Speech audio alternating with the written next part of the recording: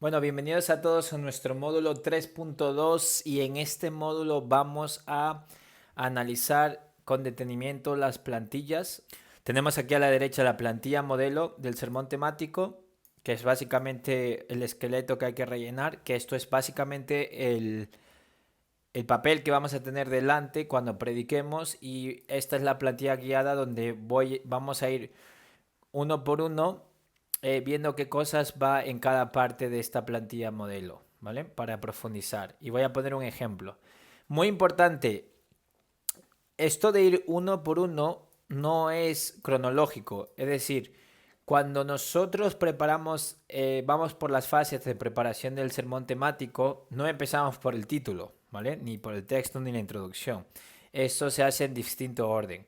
En la descripción voy a poner un documento así bastante simple donde vais a ver dónde empezaríais y qué va al final. Pero básicamente os daréis cuenta que tanto el título, la introducción y la conclusión van al final, no al principio de preparar un mensaje.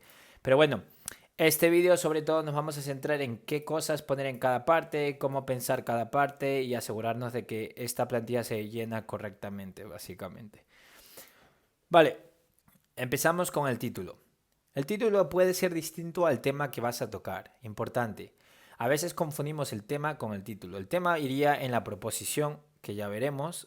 El título puede ser algo distinto. Por ejemplo, imagina que yo quiero tocar de tema cómo los miembros de la iglesia sirvieron en el primer siglo. Este tema podría tener de título una iglesia que brilla o una iglesia que mueve montañas. ¿Vale? Puede variar. Es algo que llame la atención.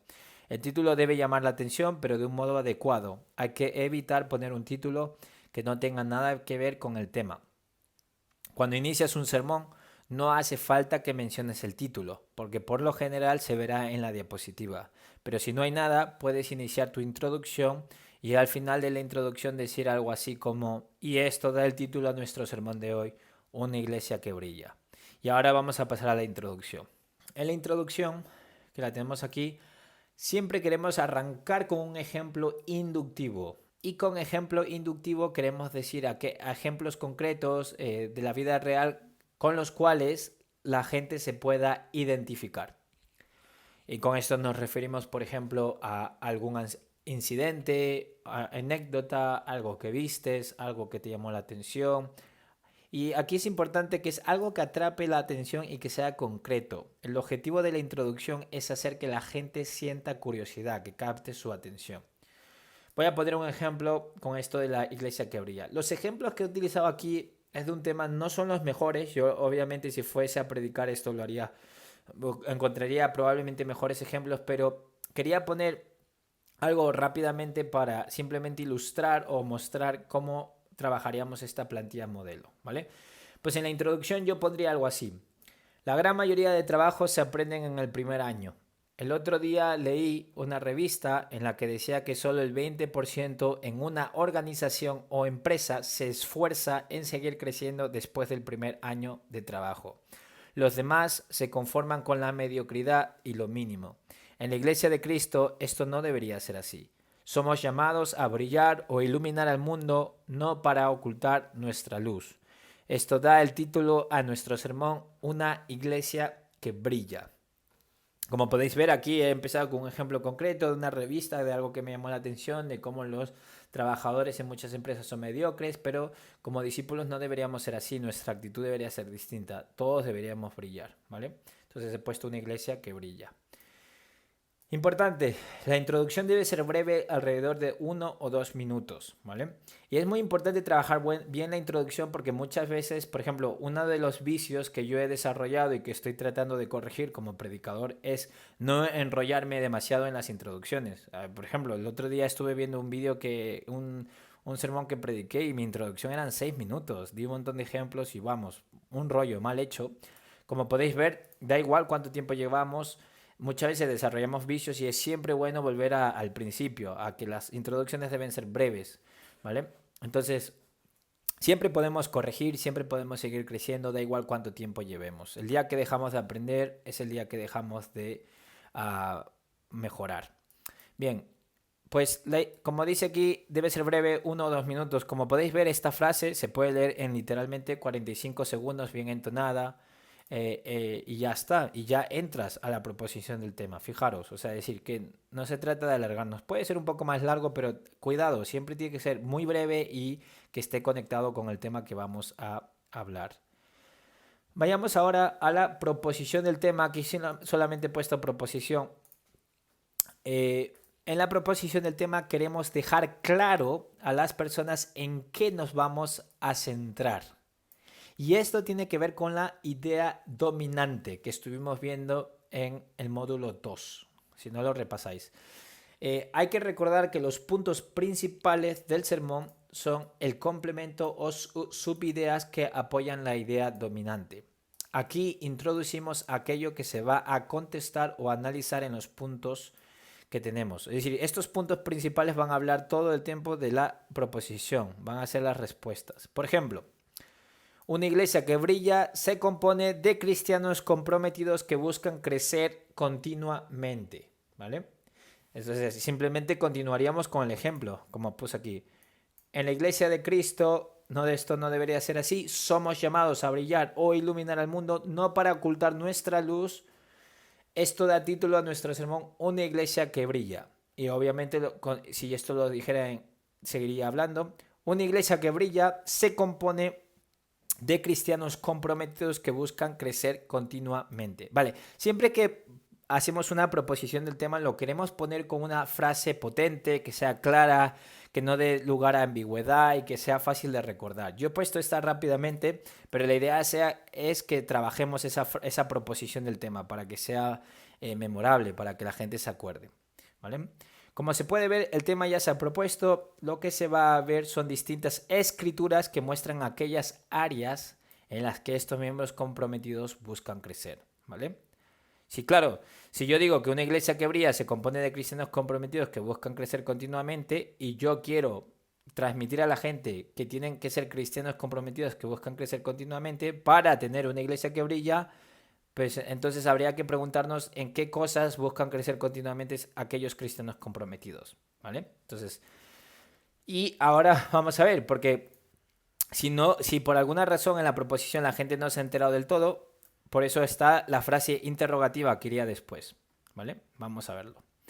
Frase interrogativa. Lo que hacemos aquí es básicamente formar una pregunta abierta basándonos en la proposición del tema para invitar a todos a la reflexión. Importantísimo, la pregunta abierta invita a la gente a reflexionar. Y preguntas abiertas son aquellas preguntas que no se pueden responder con un sí o no. Esas serían preguntas cerradas. Las preguntas abiertas se responden con una explicación o una respuesta larga. Por ejemplo, aquí yo diría lo siguiente. ¿Cuáles son aquellas áreas en las que un cristiano comprometido debe crecer continuamente? Esta es la pregunta que vamos a contestar a lo largo del sermón. Vale. Aquí lo hemos puesto en forma interrogativa, básicamente. Porque aquí propusimos el tema del que vamos a hablar. Una iglesia que brilla se compone de cristianos comprometidos que buscan crecer continuamente. Ahora bien, ¿cuáles son aquellas áreas en las que un cristiano comprometido debe crecer continuamente?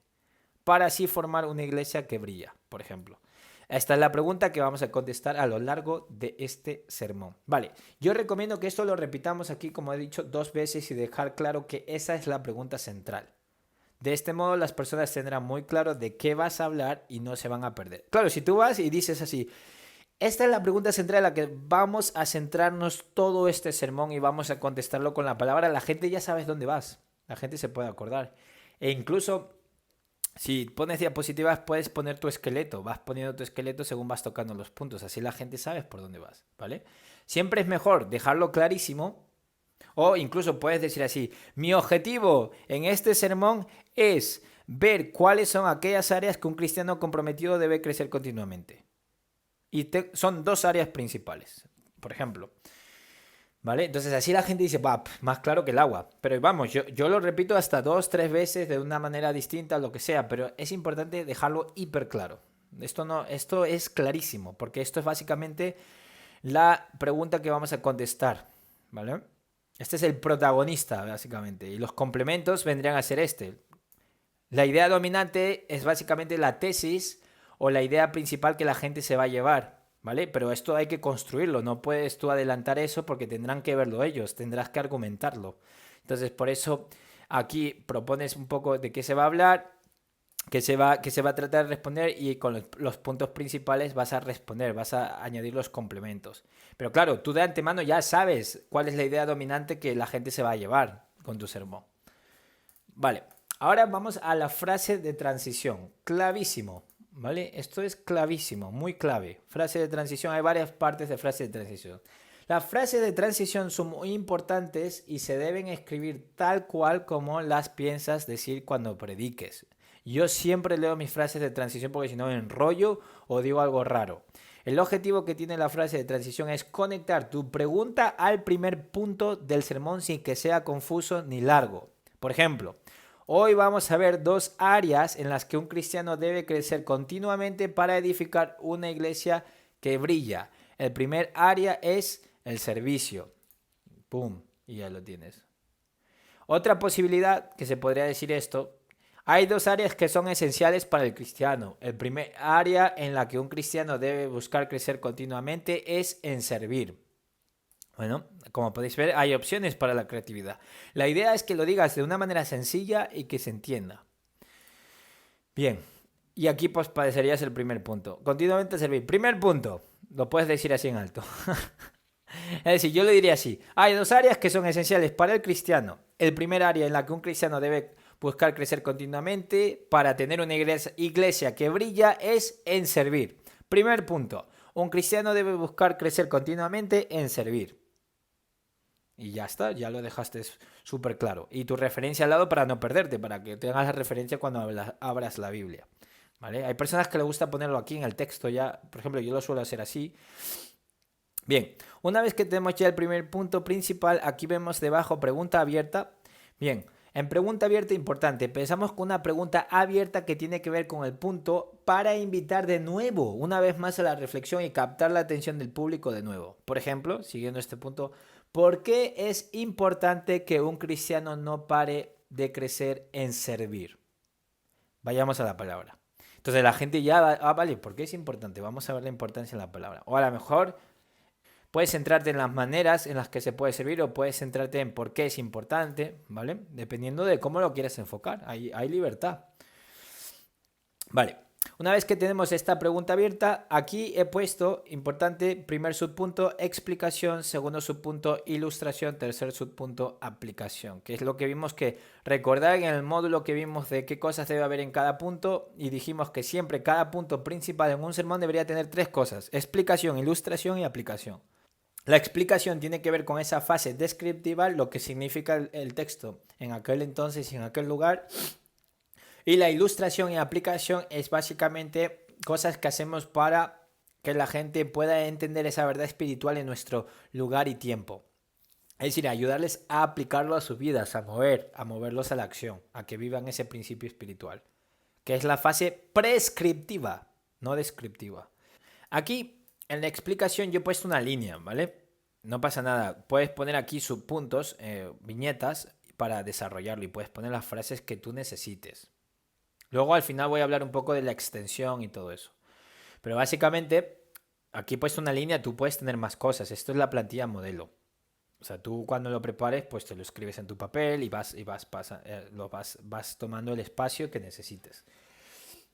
Pero la idea es que en una línea puedas ponerte un poco de qué va el tema y luego en los subpuntos que puedas ayudarte, ¿vale? Vale. Por ejemplo, aquí en el primer subpunto, en la explicación de esto, yo he puesto, porque si dejamos de servir a los demás, dejamos de amar a la iglesia. ¿Vale? Entonces aquí puedes poner como una idea, o sea, obviamente irías a la escritura y luego tratarías de explicar esa escritura. Yo me he inventado aquí una explicación de cualquier escritura porque si dejamos de servir a los demás, dejamos de amar a la iglesia, ¿no? Se me ocurre, no sé, primera de Juan, que si no lo mostramos en hechos, pues no hay amor, o Santiago, lo que sea. Aquí pongo, por lo general, en un sermón temático puedes usar una o dos escrituras por punto. Lo importante es sacarle el jugo a las escrituras que uses. De nada vale leer 5 escrituras por punto si no se profundiza. Es mejor seleccionar una o dos escrituras cortas en las que puedas profundizar y ambas respondan a esa pregunta abierta anterior. Exacto, que respondan esta pregunta abierta, la explicación. Si no, si tú haces esta pregunta, ¿por qué es importante que un cristiano tal? Pues te estás enfocando en la importancia de esto, pues, y no respondes y a lo mejor hablas de otro tema, pues la gente se va a quedar. Entonces la pregunta abierta que hagas tiene que ir en relación a lo que vayas a contar, ¿vale? Y siempre que sean, es mejor menos escrituras, porque al final, si lees las escrituras y lo único que dices a la gente es las cosas que son obvias en una primera lectura, no es una buena explicación, hay que ir más allá. Bien, en la explicación queremos mostrar lo que significó el texto en aquel entonces para el pueblo de Dios en aquella época. Se puede dividir cada punto principal en 3 subpuntos: explicación, ilustración y aplicación, como hemos hecho aquí. Yo lo he dividido así: explicación, ilustración y aplicación. Otra opción sería dividir el punto principal en 2 subpuntos explicativos que contengan en su desarrollo una ilustración y aplicación. Si vas a leer 2 escrituras para explicar tu punto principal, puedes incluir una ilustración y aplicación por su punto explicativo. Vale, aquí ya probablemente os he liado, por eso déjame decir esto. Vale, aquí lo hemos puesto separado por 3 subpuntos cada cosa que hacemos.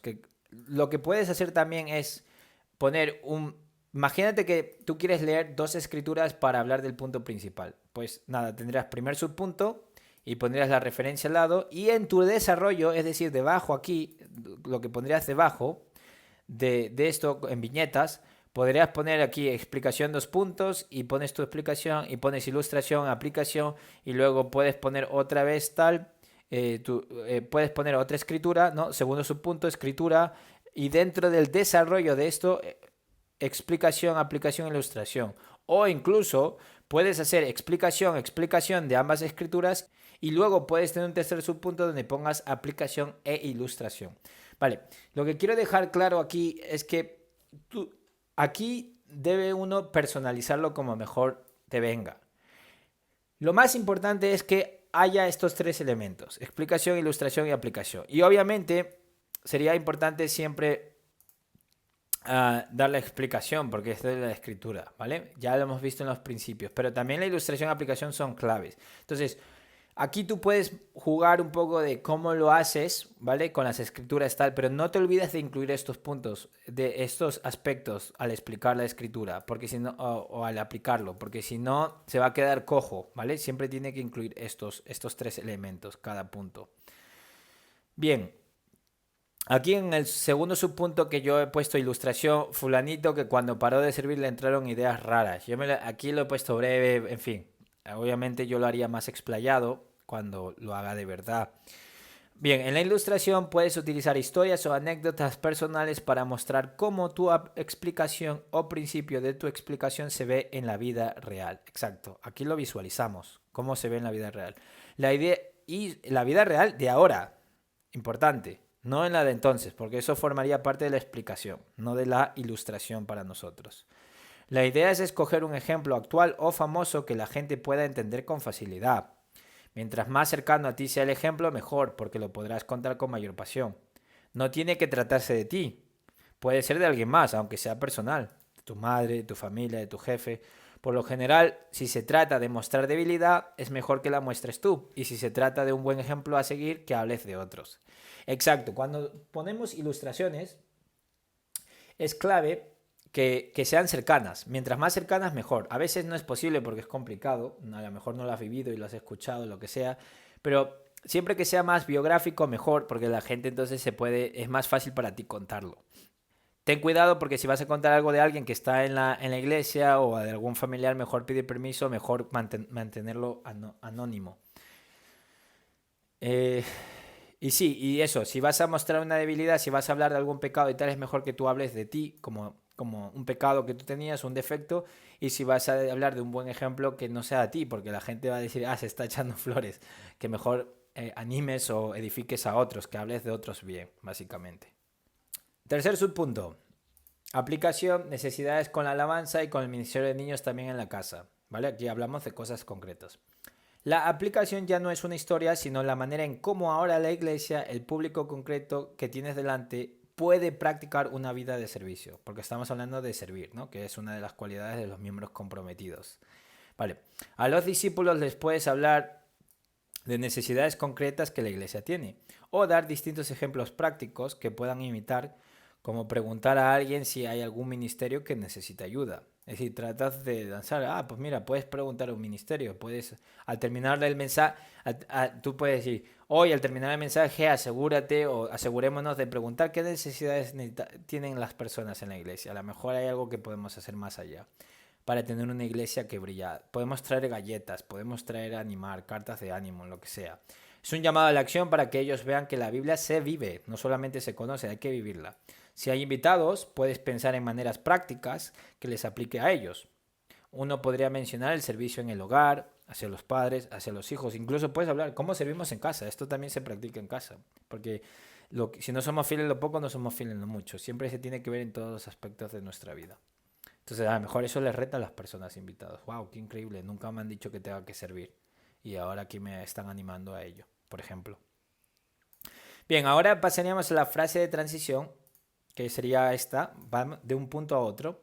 Dicho esto, pasemos ahora al segundo área en la que un cristiano debe buscar crecer continuamente. Este área es la humildad. Y pum, ya está, una frase corta.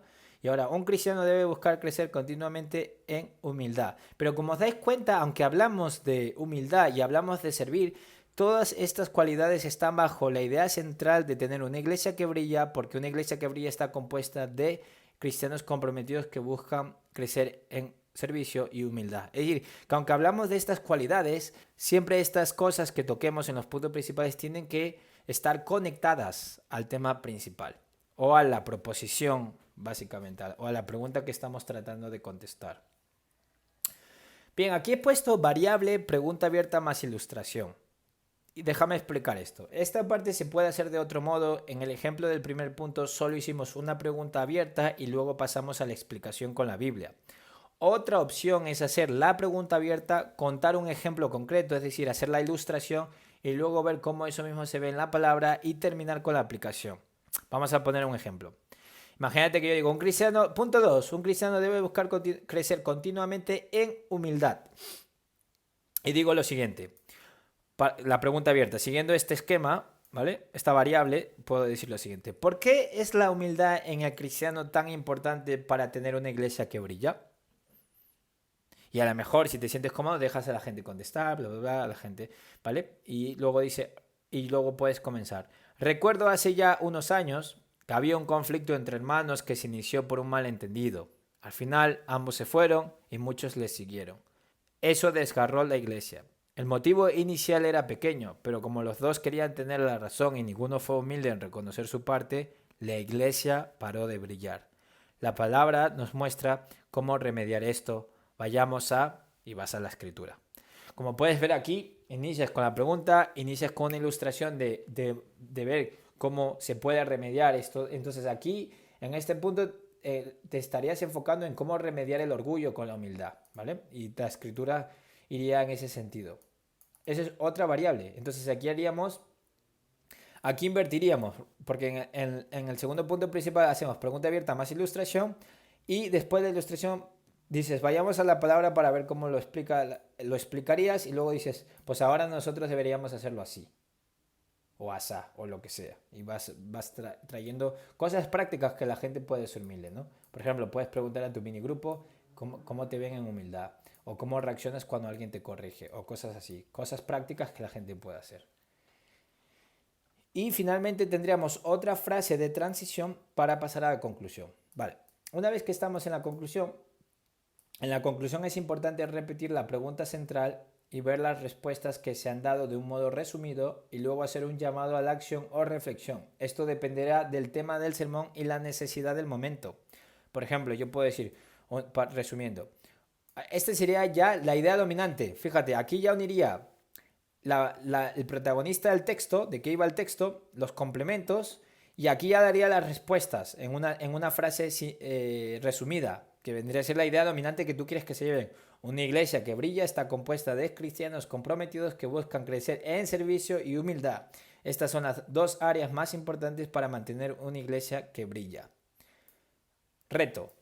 Pues por ejemplo, tiene que contener el reto o reflexión. Pregunta a alguien que te conoce cómo está tu servicio y tu humildad y toma una decisión de crecer en ello. Haz algo al respecto. Vale, esto no es la mejor. Yo lo hubiese puesto quizás distinto, más inspirador, algo más concreto, más profundo, algo que sea más allá. Que esto a veces es muy cliché, estos retos, y mucha gente no los hace, ¿vale?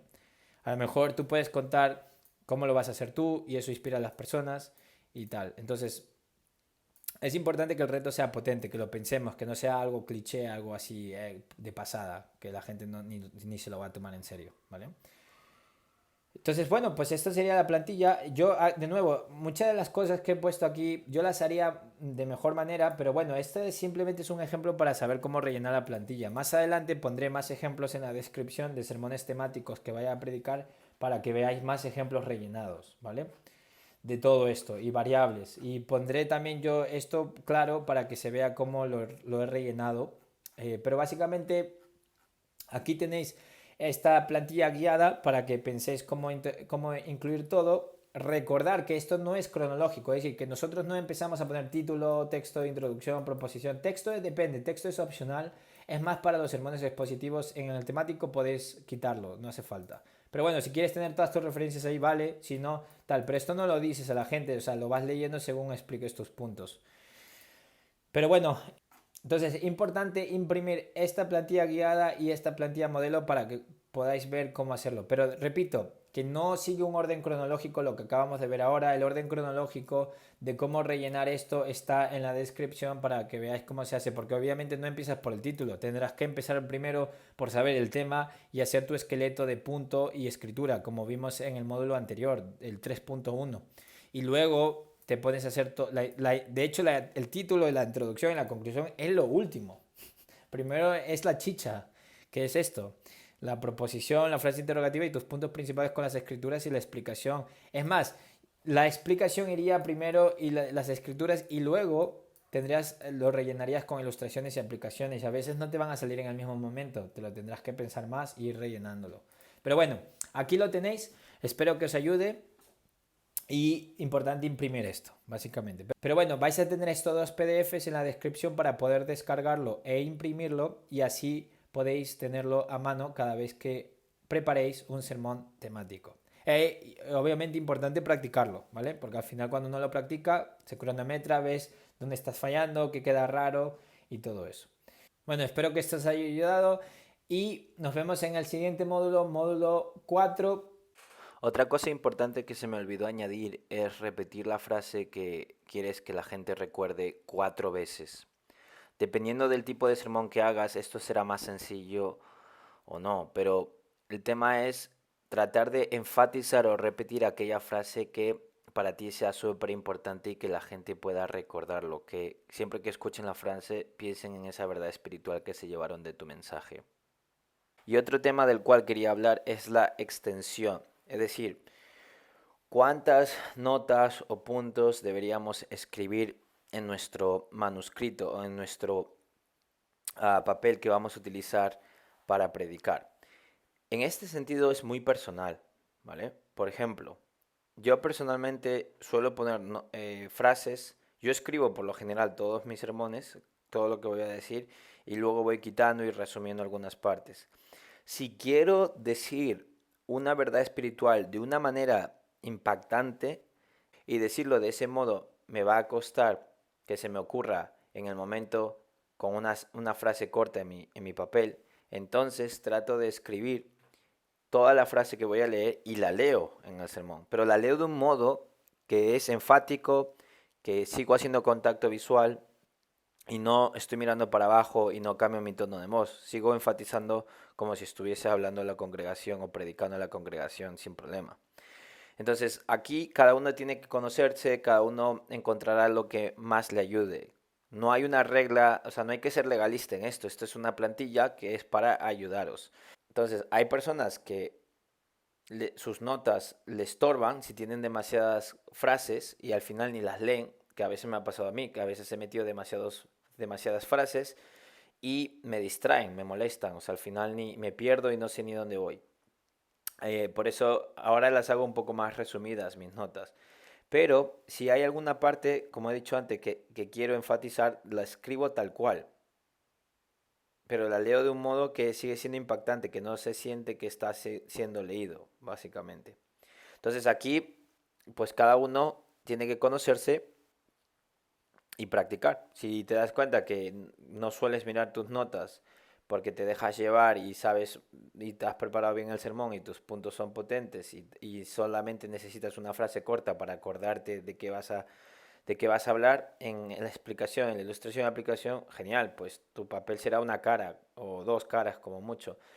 Pero si te das cuenta que al tener notas muy resumidas, te das cuenta que no te viene a la cabeza las explicaciones buenas que se te ocurrieron cuando estabas preparando el sermón y al resumirlo, al final no les has contado o no lo has dicho de una manera más impactante, pues a lo mejor sí sería provechoso poder escribir tus notas o poder ponerle un color distinto. Si lo escribes por ordenador o si lo escribes a lápiz, da igual, o resaltas de una manera aquellas partes que quieres leer literalmente, que no quieres improvisar porque para ti es importante decirlo de una manera impactante o son ejemplos que lo quieres decir tal cual. Entonces aquí hay variedad, no hay que, no, uno no puede imponer su manera al otro, aquí somos todos distintos, entonces uno tiene que empezar a personalizar esta plantilla con esos principios de un modo que tú te sientas cómodo, que puedas dar un mensaje y que el papel, las notas sea algo que te ayude, no que te estorbe.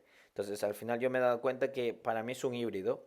Hay notas cortas, pero hay otras partes en mi explicación que para mí es importante decirlo con tal precisión y claridad que prefiero escribirlo y leerlo. Pero de nuevo, repito, leerlo de un modo que no se siente leído, que realmente parece, sigo mirando a la congregación, digo las frases cortas y sigo mirando a la congregación, sigo teniendo ese impacto en la gente. O bueno, al menos se debe intentar, ¿no? Hacerlo de ese modo. Y bueno, espero que eso os ayude. Bueno, pues muchas gracias y hasta pronto. Nos vemos en el módulo 4 del sermón textual.